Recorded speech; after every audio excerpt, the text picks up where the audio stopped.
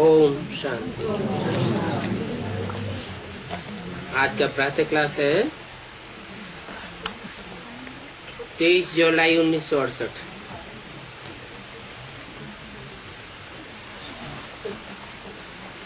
मीठे मीठे बच्चे कब सन्मुख होते हैं और कभी दूर चले जाते हैं।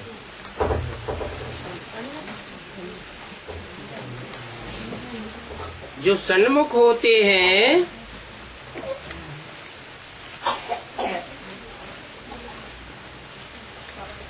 वो फिर वहीं रहते हैं जहाँ याद करते हैं, क्योंकि याद की यात्रा में सभी कुछ समाया हुआ है। गाया जाता है, सन्मुख रहने से नजर से निहाल होते हैं।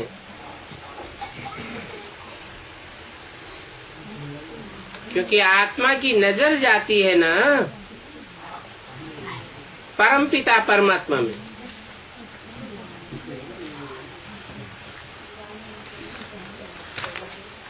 जब परमात्मा बाप में नजर जाती है तो उनको और कुछ भी अच्छा नहीं लगता। उनकी याद से ही विकर्म विनाश होते हैं।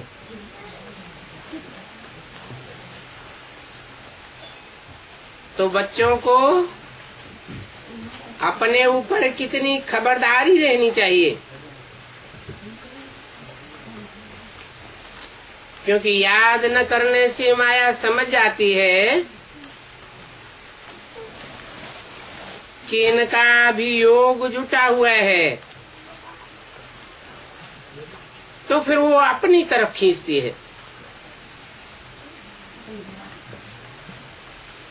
और जब अपनी तरफ खींचती है तो कुछ न कुछ उल्टा काम कराई देती है।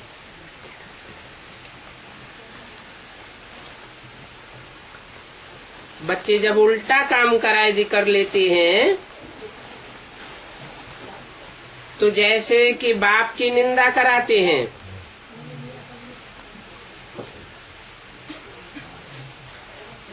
भक्ति मार्ग में गाते हैं, बाबा मेरा तो एक दूसरा न कोई। तो इसके लिए भी बाप कहते हैं, बच्चे ये मंजिल बहुत ऊंची है। कौन सी?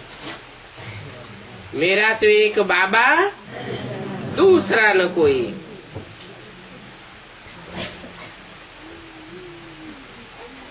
इस मंजिल में जो रहने वाले हैं उनकी निशानी है, काम करते हुए भी बाप में नजर लगी रहती है, बाप को ही याद करते हैं।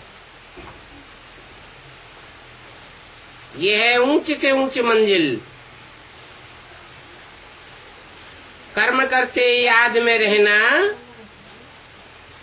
इसमें प्रैक्टिस बहुत अच्छी चाहिए। कोई भी कर्म इंद्रियों से कर्म करते हो, परंतु अगर प्रैक्टिस अच्छी है तो याद में रह सकते हैं। अगर प्रैक्टिस नहीं करते हैं तो जैसे कि बाप की निंदा कराते हैं, वाइब्रेशन खराब कर देते हैं।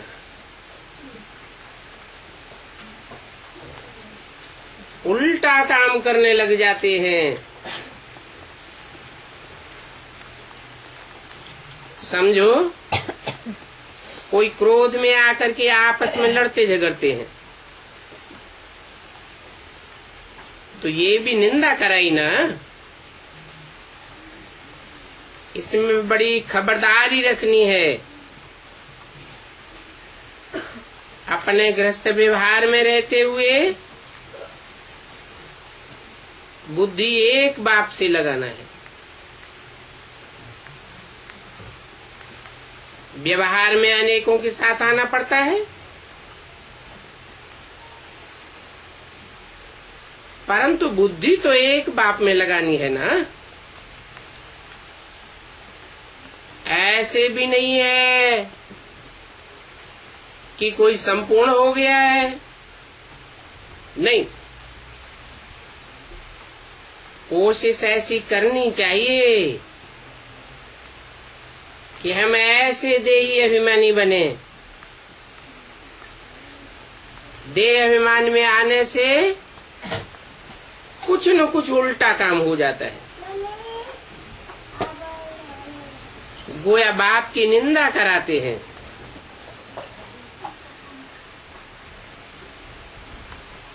अभी बाप कहते हैं कि सदगुरु की निंदा कराने वाले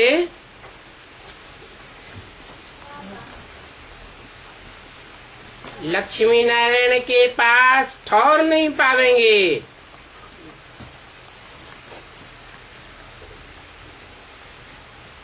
वो गुरु लोग तो ऐसे ही कहते रहते हैं, सदगुरु निंदक ठौर न पावे। वो तो अपने ही घर गृहस्थ का ठौर छोड़ के भागते हैं, फिर औरों से भीख मांग करके ठौर बनाते हैं, मठपंथ बनाते हैं। उनके पास तो कोई ठौर नहीं है। ये बाप आकर के तो नई दुनिया का ठौर देते हैं।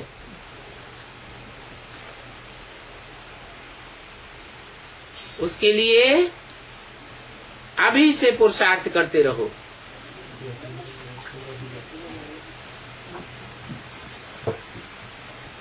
पुरुषार्थ करने से तुम बहुत शीतल बन जावेंगे। मन भी शीतल हो जाएगा, तन भी शीतल हो जाएगा, इंद्रियां भी शीतल हो जाएंगी। 5 विकारों की सभी बातें निकल जाएंगी।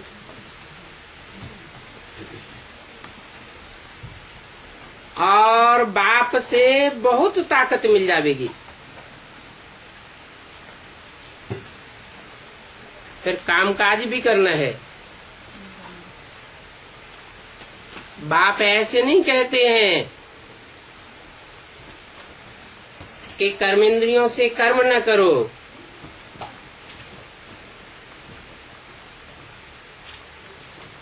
वहां नई दुनिया में तो तुम्हारा कर्म अकर्म हो जाएगा।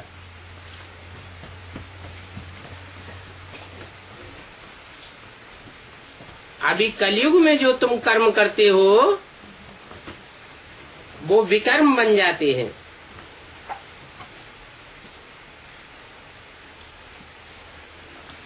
अभी पुरुषोत्तम संगम युग पर तुमको सीखना होता है। वहां नई दुनिया में सीखने की बात नहीं है।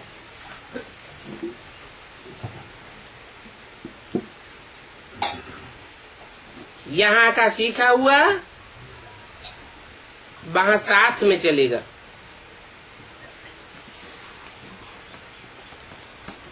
बाप बच्चों को समझाते हैं बहिर्मुखता में रहना अच्छा नहीं है, इसलिए अंतर्मुखी भव।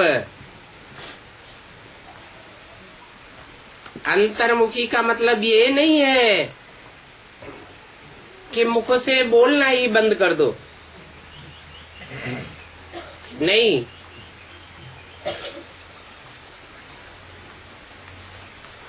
कोई मुख से बोलना बंद कर दे और अंदर से संकल्प चलते रहे, विकल्प चलते रहे, तो वह और ही वायुमंडल को खराब करेगा। इसलिए अंदर और बाहर दोनों प्रकार का मौन चाहिए। आखिरी वो भी समय आवेगा जब तुम बच्चे अंदर और बाहर दोनों से अंतर्मुखी हो जाएंगे, सिवाय बाप के और कुछ भी तुमको याद नहीं आवेगा।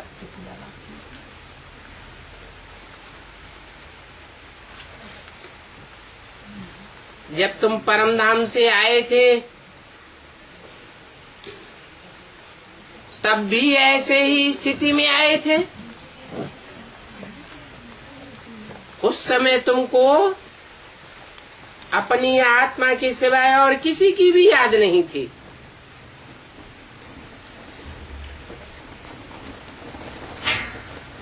गर्भ से भी जब बच्चा बाहर निकलता है तो पता पड़ता है ये हमारा बाप है, ये हमारी माँ है, ये फलाना है। तो फिर अब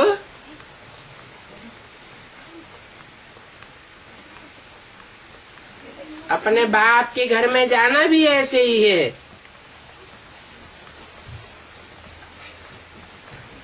मैं आत्मा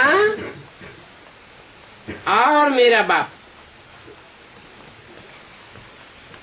उनके सिवाय और कोई की भी याद बुद्धि में न बैठे। बल टाइम पड़ा है, परंतु फिर भी पुरुषार्थ तो एड़ी चोटी का करना है। 20 नाखूनों का जोर लगाना है, क्योंकि इस शरीर पर तो कोई भरोसा नहीं, कब छूट जाए। सड़क पर चलते चलते मौत हो जाती है।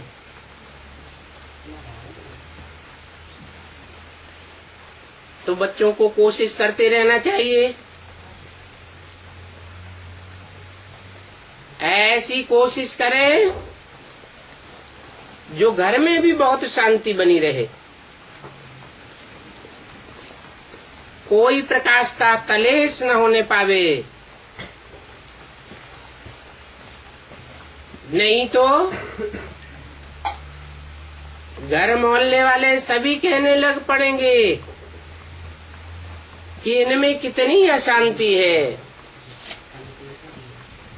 और ये अपन को शांति के सागर के बच्चे कहते हैं।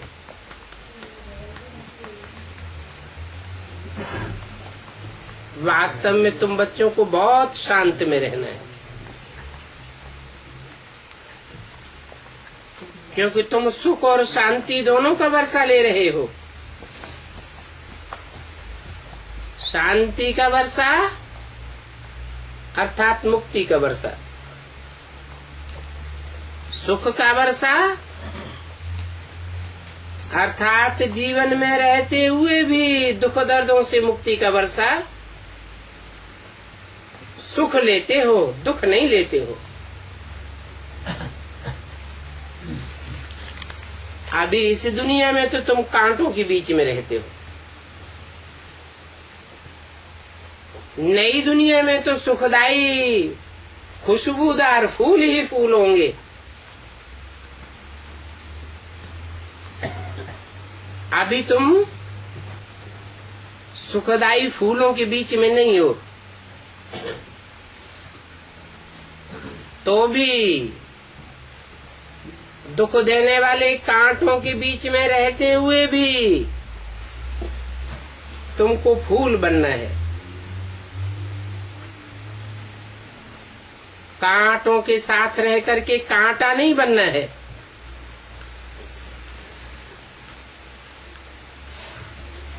जितना तुम बाप को याद करेंगे उतना शांत रहेंगे। कोई कुछ भी उल्टा सुल्टा बोले,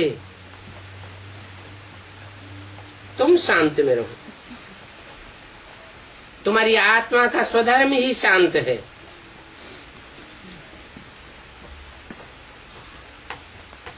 आत्मा है ही शांत स्वरूप।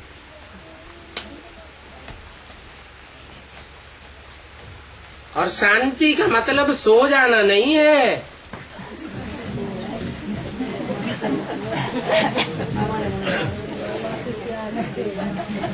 आत्मा जब अपनी असली शांति स्वरूप में टिक जावेगी तो निद्राजीत बन जावेगी और शांत स्वरूप भी रहेगी। आत्मा है ही शांत स्वरूप।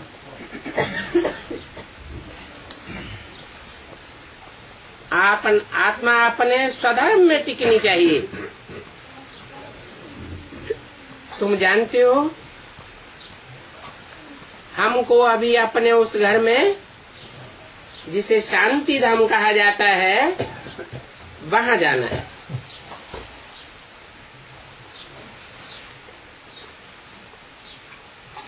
बाप भी शांति का सागर है, तुम्हारा घर भी शांति का घर है। शांति धाम कहते हो ना, कहते भी हैं तुमको भी शांति का घर बनना है। वाहियात झरमुई झगमुई की बातें बहुत नुकसान कर देती है। बाप डायरेक्शन देते हैं, ऐसी झरमुई झगमुई की बातें नहीं करनी चाहिए। इन बातों से तुम बाप की निंदा कराते हो।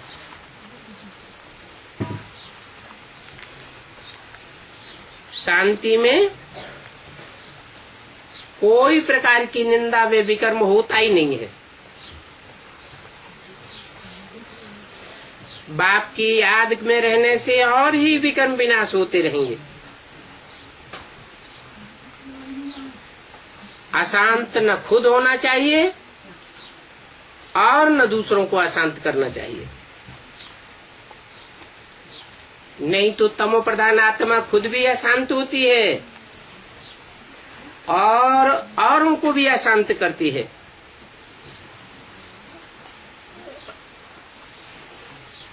किसको दुख देने से आत्मा नाराज होती है। बहुत हैं जो रिपोर्ट लिखते हैं,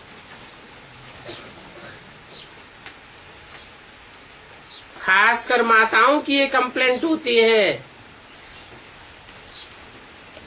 कहती हैं बाबा जब ये घर में आते हैं तो बहुत दम चक्कर मचाए देते हैं। बाबा लिखते हैं तुम अपने शांति के धर्म में रहो।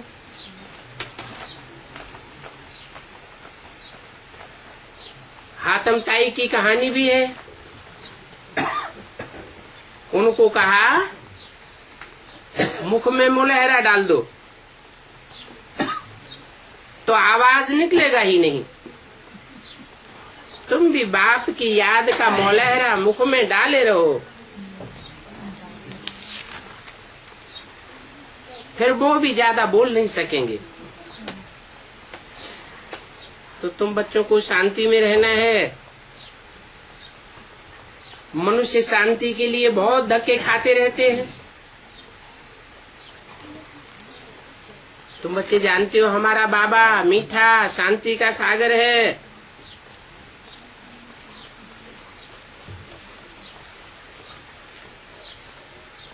शांति की प्रैक्टिस कराए कराए सारे विश्व में शांति कराए देते हैं।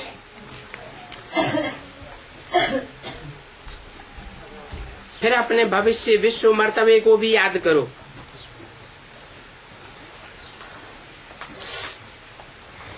बहानुई दुनिया में होता ही एक धर्म है, दूसरा कोई धर्म नहीं होता।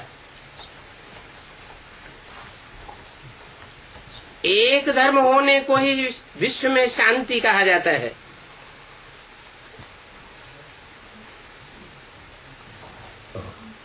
एक धर्म हेवन कहा जाता है।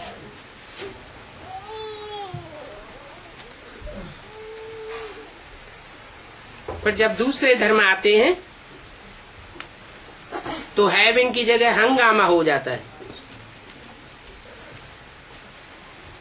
अभी देखो दुनिया में कितनी अशांति है। तुम बाप का वर्षा सारे विश्व का राज्य लेते हो, तो वहां एक धर्म होने के कारण कितनी शांति रहती है।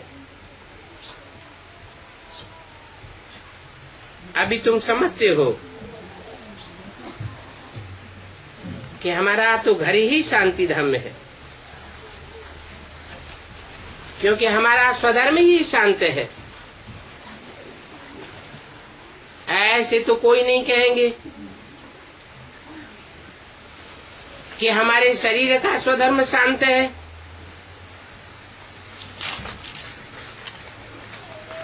आत्मा अविनाशी है तो उसका स्वधर्म शांत है, शरीर तो विनाशी है।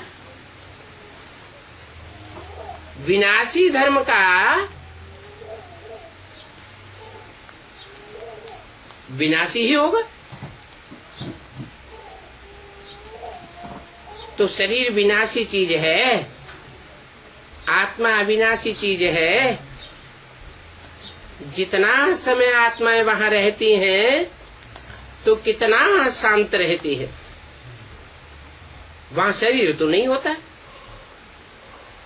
यहाँ तो सारी दुनिया में अशांति ही अशांति है, इसलिए शांति मांगते रहते हैं।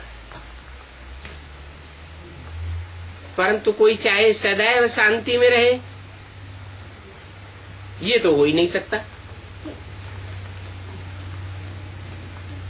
बल 63 जन्म कोई वहां रहा पड़ा रहे, नीचे आवे ही नहीं, फिर भी आना तो जरूर पड़ेगा ना।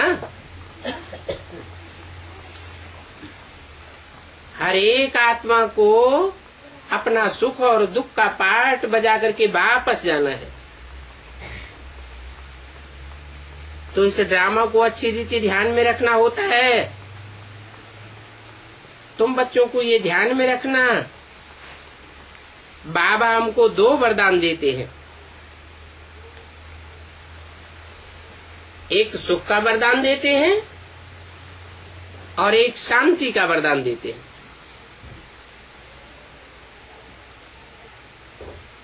जिनमें मैं प्रवेश करता हूं, इनकी आत्मा भी बैठ सुनती है। सबसे जास्ती इनके कान नजदीक सुनते हैं।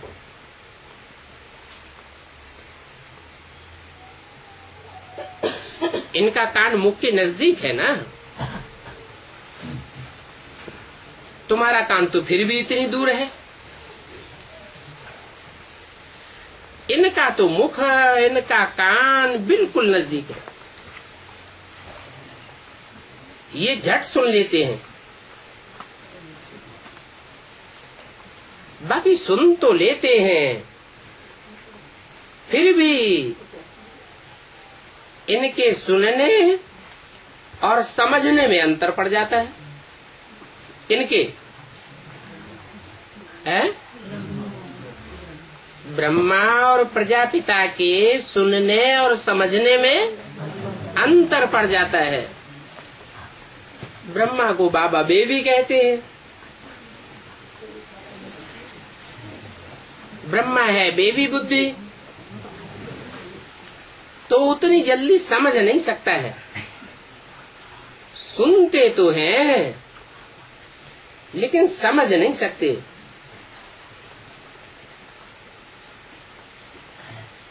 और राम बाप को कहा जाता है। बाप तो होता ही समझदार है, इतना समझदार कि सुनने के साथ साथ समझता भी जाता है। बाकी दोनों के कान झट सुनते हैं। तुम्हारे कान इतनी जल्दी सुनते भी नहीं। 70 साल हो गए सुनते सुनते, अभी तक सुनते ही नहीं। समझने की बात तो और भी दूर हो जाती है।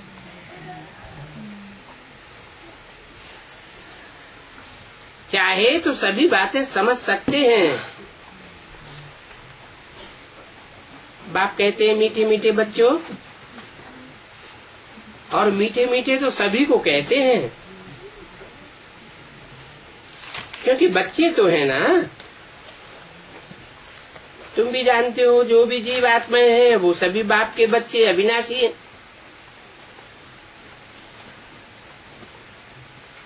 शरीर तो बच्चे नहीं है, शरीर तो लौकिक बाप का बच्चा होता है। पारलौकिक बाप तो है ही आत्मा, और सदैव आत्मा है, उसके बच्चे भी आत्मा ही हैं। बाप अविनाशी तो बच्चे भी अविनाशी हैं। तो बाप अपने बच्चों से ही वार्तालाप करते हैं। कौन से बच्चों से? है जो अविनाशी बच्चे हैं। अविनाशी का मतलब पूरे 84 का चक्र लगाने वाले हैं। जो आत्माएं कम चक्कर लगाती हैं, कम जन्म लेती हैं, उनके लिए कहेंगे कुछ न कुछ देहाभिमानी बने रह जाते। और तुम तो पूरे आत्माभिमानी बन करके वापस जाते हो। तो बाप अपने बच्चों से वार्तालाप करते हैं, माना आत्मिक स्थिति में रहने वाले बच्चों से वार्तालाप करते हैं। देहभान में रहने वाले बच्चों से वार्तालाप नहीं करते हैं। इसको कहा जाता है रूहानी नॉलेज। ये रूहानी नॉलेज रूह की स्टेज में स्थित रहने वाले बच्चों के पल्ले पड़ती है, और सुप्रीम रूह बैठ तुम रूहों को ही समझाते हैं। रूहानी बाप का प्यार रूहों के प्रति है। जो भी है वो सभी बच्चे रूह हैं। भला भी तमो प्रधान बन गए हैं, फिर भी बाप तो जानते हैं। जब ये घर में थे, परमधाम में थे, तब तो सतो प्रधान थे। अभी तमो प्रधान बन गए हैं। तो बाप तो सभी बच्चों को रास्ता बतलाते रहते हैं, चाहे तमो प्रधान बन गए हैं और चाहे पुरुषार्थ करके सात्विक स्टेज में आए हैं। बाकी वरदान देने की बात नहीं है, रास्ता बताने की बात है। ऐसे नहीं कहते हैं कि धनवान भव, धन धान्य से भरपूर हो जाओ, क्योंकि जानते हैं दुनिया का विनाश होने वाला है, तो धन धान्य सब खलास होने वाला है या रहेगा? वो तो सब खलास हो जाएगा। ऐसे भी नहीं कहते कि आयुष्मान भव। क्यों? क्योंकि जानते हैं कि कुछ ही वर्षों में सारी दुनिया की आयु खलास हो जाएगी। तो आयुष्मान भव का भी वरदान नहीं देते हैं। सतयुग में तुम थे, आयुष्मान भी थे, धनवान भी थे, परंतु बाबा अभी आशीर्वाद नहीं देते। ये आशीर्वाद तो गुरु लोग देते रहते हैं, आयुष्मान भव, धनवान भव। बाप तो बतलाए देते हैं ये दुनिया भस्म होने वाली है, इसमें किसी का धन नहीं रह जाएगा। ये तुम्हारा आखिरी जन्म है, सबकी आयु खलास होने वाली है। तो बाबा से कभी कृपा अथवा आशीर्वाद नहीं मांगना है।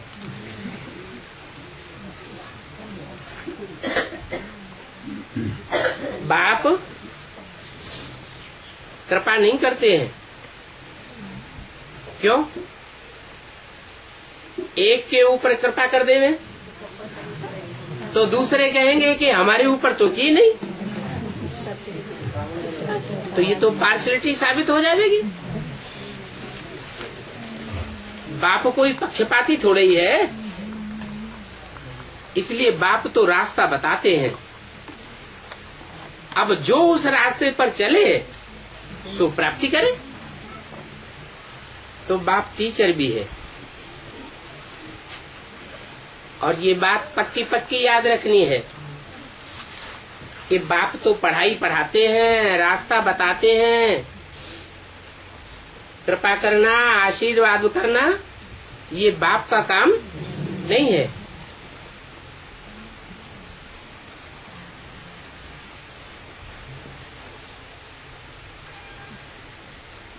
तो वो शिव बाबा हमारा बाप भी है, टीचर भी है, और ज्ञान का सागर भी है। बाप ही बैठ करके अपना और रचना के आदि मध्य अंत का राज सुनाते हैं, जिससे तुम चक्रवर्ती राजा बन जाते हो। ये सारा ही चक्कर ऑलराउंड है, बाप समझाते हैं। इस समय ये सारी दुनिया रावण राज्य में है।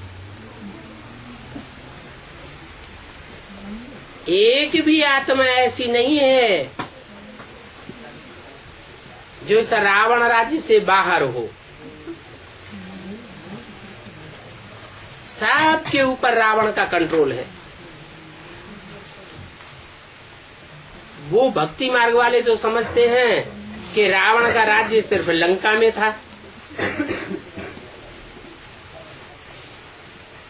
वास्तव में ये सारी दुनिया ही बेहद की लंका है। इसके चारों तरफ पानी ही पानी है।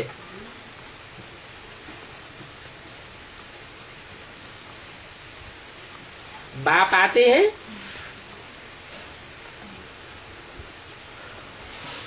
तो विष्णु की दुनिया बनाते हैं। विष्णु की दुनिया का नाम क्या होता है? क्षीर सागर।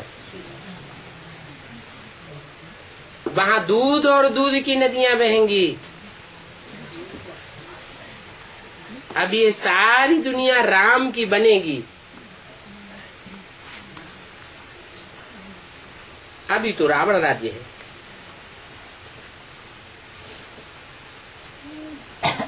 बल कहते हैं लंका सोने की थी।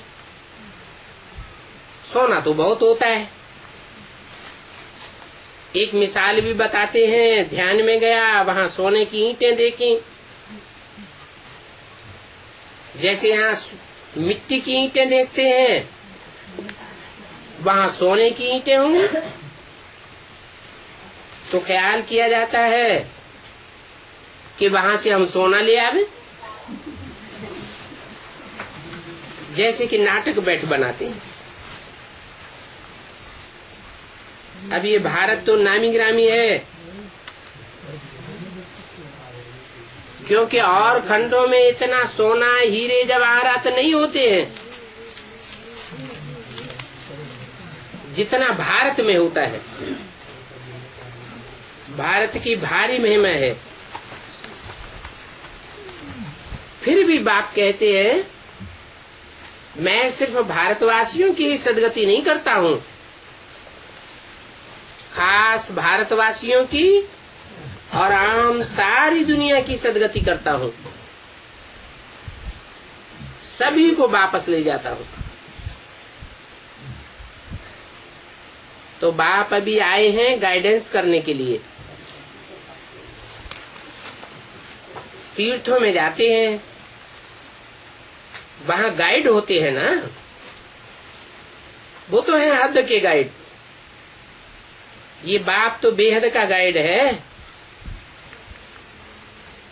कहते हैं चलो बच्चे अभी घर चलो, बेहद के घर में जाना है। सो बेहद के घर का रास्ता कोई जानता नहीं है। मैं तुमको उस बेहद के घर में जाने का रास्ता बताता हूँ।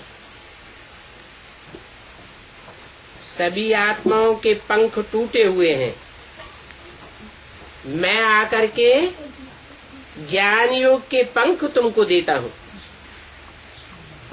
जिन पंखों से उड़ करके तुम ऊंची स्टेज में जावेंगे और पतित से पावन बन जावेंगे। क्योंकि पावन बनने बगैर तो कोई वापस जा ही नहीं सकता है। और पतितों को पावन बनाने वाला एक ही बाप है, एक के सिवाय और सब इस दुनिया में पतित बनाने वाले हैं, पावन बनाने वाला कोई है ही नहीं। इसलिए बाप का ही नाम है सदाशिव।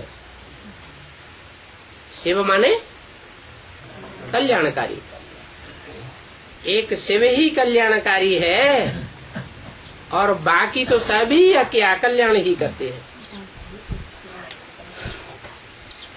इसलिए 63 जन्म से भक्ति करते आए, भक्ति करते करते भी इसी दुनिया में पड़े हुए हैं। दुनिया में दुख दर्द और ही बढ़ते जाते हैं। वापस तो कोई शांति की दुनिया में जा ही नहीं सकता। ये ला नहीं कहता है। ये जो भक्ति मार्ग में कहते हैं कि ज्योति ज्योति समाया, पार निर्वाण गया, बुद्ध पार निर्वाण गया, महावीर पार निर्वाण गया, ये सब झूठी बातें हैं।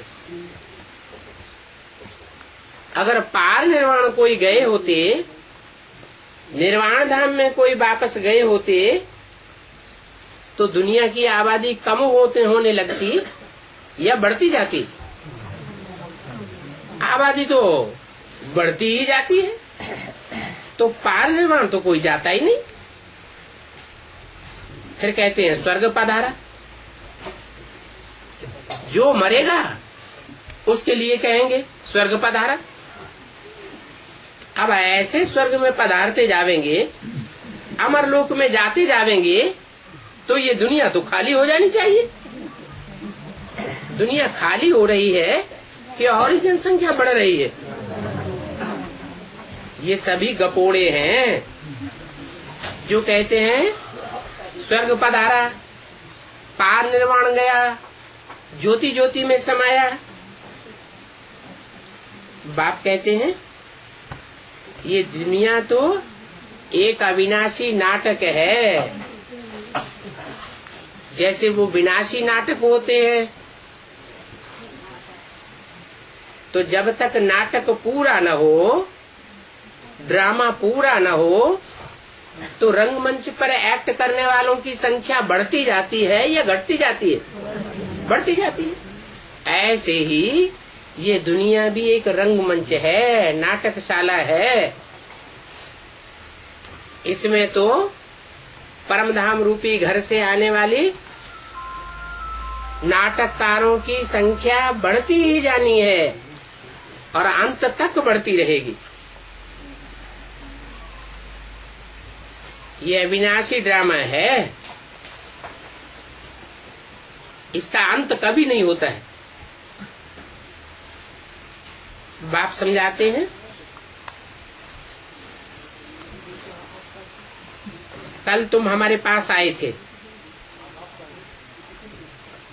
राजयोग पढ़ रहे थे, तो तुम जानते हो कि भगवान बाप राजयोग सिखाए राजों का राजा बनाते हैं। और ऐसी पढ़ाई बाप के सिवाय और कोई भी नहीं पढ़ा सकता। कौन सी पढ़ाई है? राजा बनाने वाली पढ़ाई, राजाई की पढ़ाई, और कोई नहीं पढ़ा सकता। मानो अंग्रेज आए अंग्रेजों ने ढेर सारे कॉलेज खुलवाए, यूनिवर्सिटीज बन गई। वहां जो पढ़ाई पढ़ते हैं वो सब विनाशी पढ़ाई पढ़ते हैं। इंजीनियर बनावेंगे, डॉक्टर बनावेंगे, राजा तो नहीं बनावेंगे। चाहे इंजीनियर बने, चाहे डॉक्टर बने, चाहे कोई भी ऊंची से ऊंची पढ़ाई पढ़े, बड़े बड़े ऑफिसर बन जावे, तो भी कहेंगे नौकर हैं। नौकर माने राजा, नौकर माने नौकर, दास दासी। राजा तो कोई बनते ही नहीं है। ये राजाई की पढ़ाई तो बाप ही आकर के पढ़ाते हैं, और तो हिस्ट्री में कोई ने ये राजाई पढ़ाई नहीं है। तो देखो ये बातें और कोई समझा ही नहीं सकते, और तुम बच्चों की सिवाय ये बातें कोई समझ भी नहीं सकते। अभी बाप समझाते हैं कि तुम बच्चे 63 जन्म गटर में पड़े हुए थे। तुम्हारी बुद्धि गोमूत्र में रमण करने वाली बन गई। उसमें तुमको कितना सुख आता था, बाहर निकलने की दिल ही नहीं होती है। घड़ी घड़ी वो गटर ही याद आता रहता है। देखने से ही कहते अभी फिर उस गटर में जाऊं। नहीं देखते हैं तो भी बुद्धि उसी गटर में जाती है। 63 जन्म की आदत पड़ गई है ना। बाप कहते हैं ज्यों ज्यों समय इस दुनिया का बीतता जाएगा, क्यों क्यों माया और ही जोर से उस गटर की याद दिलाती जाएगी।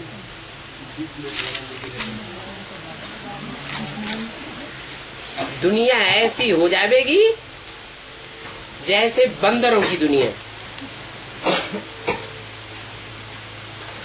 तो तुम बच्चों को तो बहुत खबरदार रहना है। इसी बात पर तुम्हारी युद्ध है माया से। इस युद्ध में ये आंखें बड़ा धोखा देती है।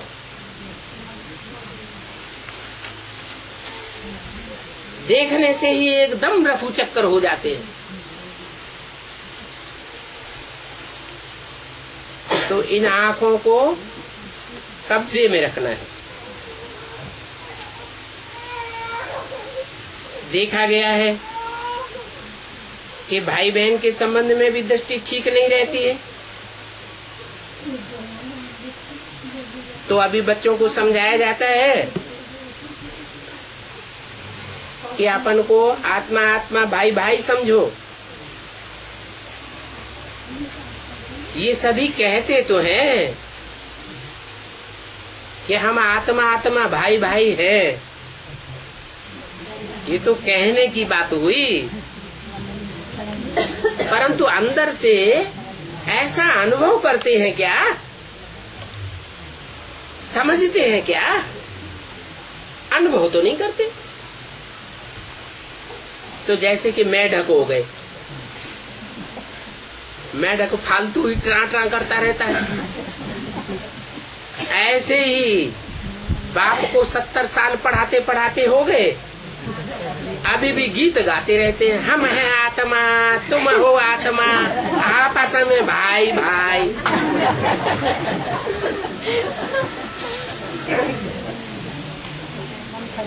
अरे आत्मा स्टार प्रकृति के बीच में याद आता है। प्रकृति में आत्मिक स्मृति की प्रैक्टिस पक्की हुई है।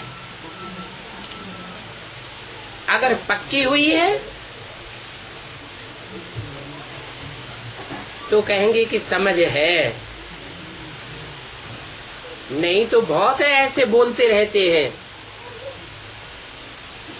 कि आत्मा को कैसे याद करें।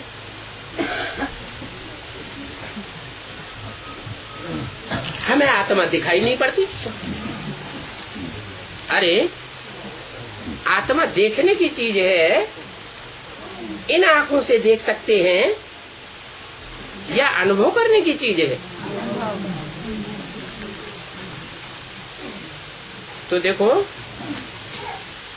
अर्थ कुछ भी नहीं समझते हैं। जैसे कि मेढक, अभी तुम बच्चे तो बाप की हर यथार्थ बात का अर्थ समझ गए हो। बाप मीठे मीठे बच्चों को बैठ समझाते हैं कि तुम बच्चे एक बाप के आशुक भक्ति मार्ग में भी थे, वहां भी तुम एक मासूक को याद करते थे।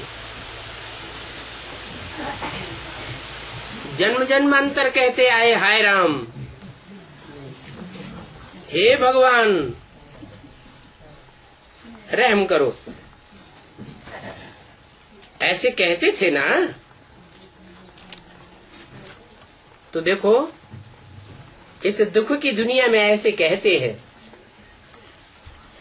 नई दुनिया स्वर्ग में तो कब ऐसे नहीं कहेंगे, हे भगवान, हे राम, हाय राम रहम करो। क्यों नहीं कहेंगे? वहां तो राम का राज्य होता है, और यहाँ तो सारी दुनिया में रावण का राज्य है। अभी तुम बच्चों को राम राज्य में ले जाते हैं, तो समझना चाहिए कि जब हम राम के राज्य में जाते हैं तो राम की श्रीमत पर चलना चाहिए ना। राम की श्रीमत पर कैसे चलेंगे? है? अरे राम को पहचानेंगे तब श्रीमत पर चलेंगे कि बिना पहचाने श्रीमत पर चलेंगे? राम को पहचानेंगे तो राम की मत पर चलेंगे। अभी तुमको राम की मत मिलती है, जिसको ईश्वरीय मत भी कहा जाता है।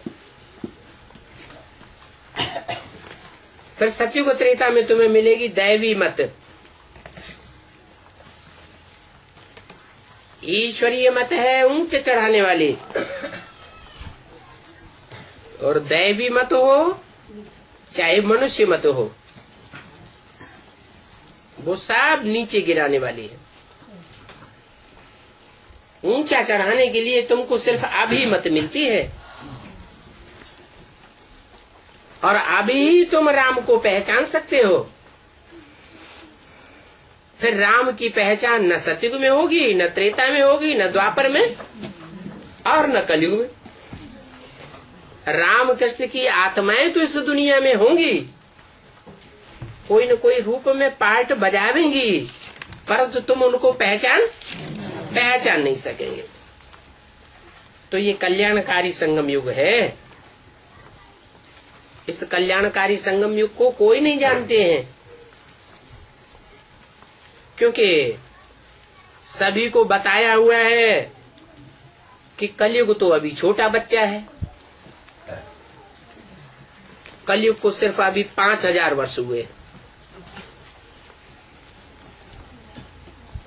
तो ऐसी गलत फहमी में मनुष्य गुरुओं ने डाला हुआ है।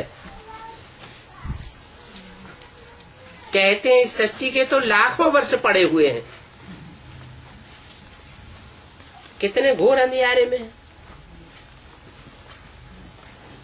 दुनिया में बारूद का ढेर लगा पड़ा है। हजारों हजार तादाद में एटम बम बन चुके हैं। दुनिया बारूद के ढेर पर खड़ी हुई है, और उन मनुष्य गुरुओं ने तुमको सुनाई दिया क्या कहकर कि दुनिया तो लाखों वर्ष है। बाप कहते हैं ये सभी शास्त्रों की बातें हैं, घोर अंधियारा। ये शास्त्रों का भूसा मनुष्य गुरुओं की मत पर निकला है। बाप आकर के ज्ञान का सोझरा करते हैं। भक्ति मार्ग में भगवान को पाने के लिए बहुत धक्के खाते हैं। मंदिर में जावेंगे, टिकाने में जावेंगे, मस्जिद में जावेंगे, गिरजाघर में जावेंगे, एक एक गुरु के पास जाते रहते हैं। समझते हैं ये भगवान का रूप है, परंतु भगवान तो मिलता ही नहीं। ठोकरें खाते रहते हैं। कितने धक्के खाते हैं भगवान को पाने के लिए। और यहाँ संगम युग में तुमको कितना सहज बाप मिल जाता है। 63 जन्म तुमने धक्के खाए, तो बाप बैठ समझाते हैं, मीठे मीठे बच्चों, ये दुनिया 63 जन्मों से भक्ति मार्ग का अंधियारा फैलाने वाली बनी है। अभी मैं तुमको ज्ञान के सोजरे में ले जाता हूँ। 63 जन्म तुम्हें भगवान नहीं मिला, भगवान का परिचय नहीं मिला, भगवान का साथ नहीं मिला। अभी मैं तुम्हें अपना और अपनी रचना का, सृष्टि के आदि मध्य अंत का पूरा परिचय देता हूँ।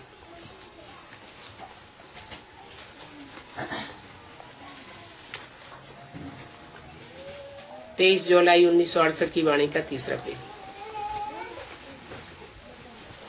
तो बाप कहते हैं इस भक्ति मार्ग की भी ड्रामा अनुसार नूद है। फिर ये भक्ति मार्ग फिर भी होगा। अभी तो तुम्हारी बुद्धि में बैठ गया है क्या कि अभी तो हमें भगवान मिल गया है, अभी हमें भटकने की दरकार नहीं है। जिनको नहीं मिला है उनकी बुद्धि अभी भी भटकती रहती है। इस पार्टी में जावेंगे, उस पार्टी में जावेंगे, तो क्या कहेंगे, बुद्धि भटकी हुई है या ठहर गई है? भटकी हुई है। तुम तो कहते हो हम तो जाते हैं शिव बाबा के पास। कोई तुमसे पूछते हैं कहाँ जाते हो, तो तुम क्या कहेंगे? हम तो जाते हैं शिव बाबा के पास, बाप दादा के पास। परंतु इन बातों को तुम ब्राह्मण बच्चे ही समझते हो। कोई मनुष्य तो इन बातों को समझ नहीं सकता। तुम तो ब्राह्मण बन गए हो, ब्रह्मा की औलाद बन गए हो, तो तुमको पता है। मनुष्यों का तो मन भटकता रहता है, इसलिए उनको मनुष्य कहा जाता है। तुम कहते हो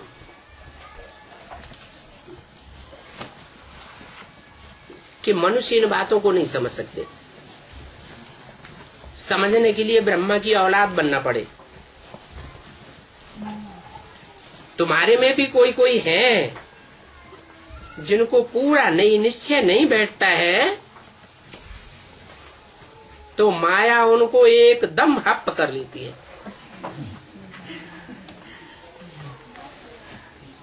इसके लिए शास्त्रों में कहानी बनाई हुई है। माया ग्राह ने गज को अर्थात हाथी रूपी महारथी को पकड़ लिया, हप कर लिया। फिर क्या होता है?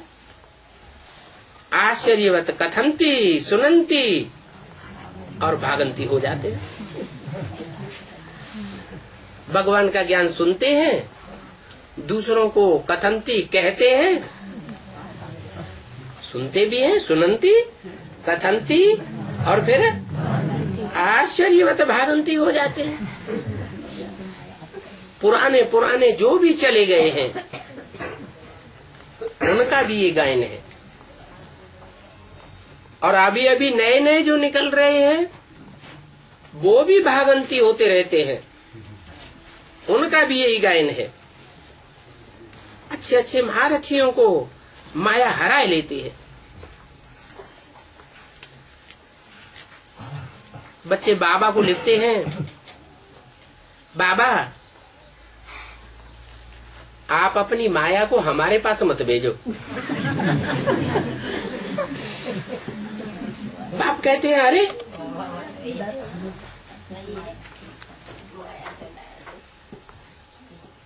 हम माया को बेटी कहता हूँ, परंतु ये तो माया भी बेटी है क्या? मना जो असली बेटी होगी उसके चरित्र में, और जो मायावी बेटी होगी उसके चरित्र में फर्क होगा या नहीं होगा? बहुत फर्क होता है। तो बाप कहते हैं ये मेरी बेटी नहीं है, ये मेरी थोड़ा ही है। माया किसकी है? माया तो रावण की है, माया मेरी नहीं है। रावण अपना राज्य करते हैं माया के ऊपर।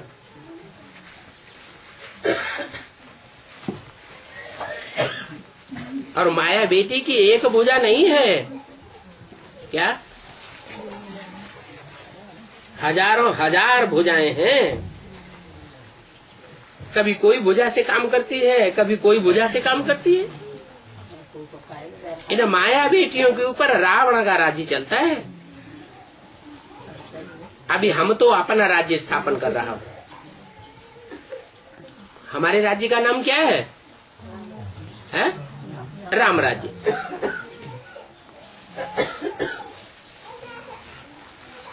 वो समझते हैं कि यह राज्य परंपरा से चला आया है। बाप भी समझाते हैं ये रावण तुम्हारा बहुत पुराना दुश्मन है, बहुत पुराना दुश्मन है, इसलिए हर वर्ष जलाते रहते हैं।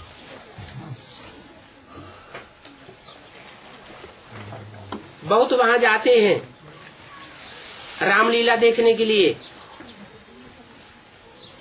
जहां रावण को जलाते हैं। मैसूर में तो बहुत रावण जलाते हैं, दशहरा बहुत मनाते हैं। कहाँ?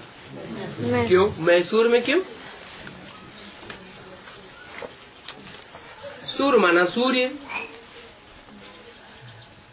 मैसूर में बहुत दशहरा मनाते हैं।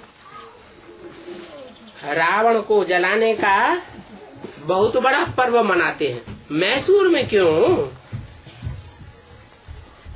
भारत में और भी तो बहुत शहर हैं, उनका नाम क्यों नहीं लिया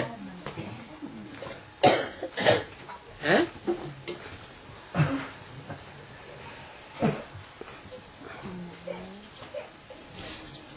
अरे भारत में चंद्रपुर नहीं है क्या? है? हाँ, चंद्र तो चंद्रवंशी हो गए, और सूर्य में सूर्यवंशी होंगे। राम कौन से वंश का था? सूर्यवंशी था। तो सूर्य क्या करता है?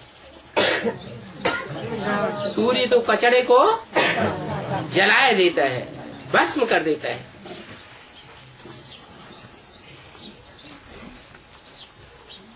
तो बहुत वहां जाते हैं रावण को जलाने के लिए। समझ कुछ भी नहीं है कि मैसूर में रावण को जलाने का इतना बड़ा मेला क्यों मनाते हैं।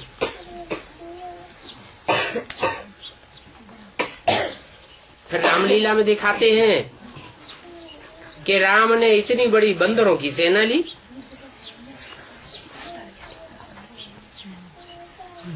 अब किसी देश में बंदरों की सेना कोई ने देखी है क्या? है? बंदरों की सेना बनने लगे तो फिर मनुष्यों को भर्ती करने की दरकार ही नहीं।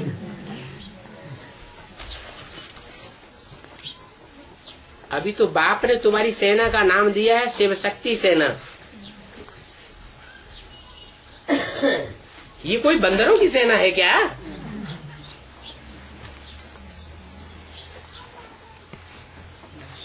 उन्होंने फिर सेना का नाम डाल दिया है बंदरों की सेना। तो भक्ति मार्ग में शास्त्रों में बंदरों की सेना नाम क्यों डाल दिया? बाबा तो शिव शक्ति सेना कहते हैं, है? माने बाबा झूठ बोलते हैं। बाबा ने शिव शक्ति सेना कहा, ये झूठ हो गया। और उन शास्त्रकारों ने बंदरों की सेना लिख दिया, ये सच्ची बात हो गई है? नहीं, तो सच्चाई क्या है? सच्चाई ये है कि बाप तो अच्छा ही अच्छा कह करके अच्छा बनाए देते हैं। क्या बाप ये नहीं कह देखते कि ये भिखारी है, ये बंदर है। बाप तो भविष्य का रूप देखते हैं। इसलिए कहते हैं तुम हो शिव शक्ति सेना। बाप की नजर तुमको ऊंची नजर से देखती है या नीची नजर से देखती है? ऊंची नजर से देखती है। और वो गुरु लोग नीची नजर से देखते हैं एक दूसरे को। इसलिए उन्होंने राम की बंदर सेना दिखाई दी। बाप समझाते हैं बरोबर तुम बंदर थे, अभी तुम बंदर से मंदिर लायक बन रहे हो। अभी तुम शिव बाबा से शक्ति ले रहे हो ना, तो शिव शक्ति सेना हो। रावण पर जीत पाने के लिए तुम शक्ति लेते हो। और ये भी जानते हो कि बाप ही आकर के राजयोग सिखाते हैं। इस पर अनेक प्रकार की कथाएं बना दी हैं। अमर कथा, तीजरी की कथा, सत्यनारायण की कथा, कितनी कथाएं बनाई हुई है। अभी तुम तो जानते हो कि बाबा अमर बनने की कथा हमको सुनाए रहे हैं। इसलिए बाबा कहते हैं तुम सब पार्वतियां हो। उन्होंने तो लिख दिया है, एक पार्वती को कथा सुनाई, बाकी कोई पहाड़ों पर कथा नहीं सुनाई। क्या मतलब हुआ पहाड़ों पर कथा सुनाई? उसका कि ऊंची स्टेज में, निराकारी स्टेज में बैठ करके ये ऊंची ऊंची बातें सुनाते हैं। ज्ञान की ऊंची ऊंची गहराइयों की बातें सुनाते हैं। बाकी ऐसे भी नहीं है कि शंकर ने पार्वती को कथा सुनाई। नहीं, कथा कौन सुनाते हैं सच्चाई की? है शिव बाबा सुनाते हैं। शंकर तो खुद ही याद में बैठता है। तो जो याद में बैठता है वो पतित है या पावन है? वो तो खुद ही पतित है। नहीं तो पावन को याद करने की क्या दरकार? अच्छा, ओम शांति।